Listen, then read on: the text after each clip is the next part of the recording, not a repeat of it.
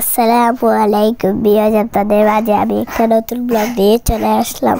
তো আজকে আমার ভাইটি সন্ধ্যাবেলা অনেক রাগ করেছিল। রাগ বানানোর জন্য আমার বাবা অফিস থেকে আসার সময় পিৎজা নিয়ে আসলেন। তারপরে আমার ভাইয়ের রাগটা কমছে না। তারপর অনেক কষ্টে আমরা রাগটাকে ভাঙালাম।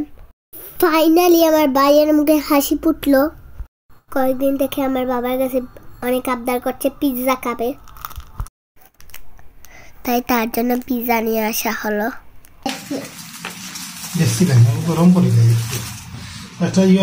ইদানিং আমার ভাই মাশাআল্লাহ অনেক স্কুলেও যাচ্ছে, সন্ধ্যা হলে পড়তেও বসছে, তাছাড়া বড়দেরও কথা শুনছে। আমার ভাইটার জন্য সবাই দোয়া করবেন। আমার বাবা গরম করে আমাদের সবাইকে পরিবেশন করে দিলেন,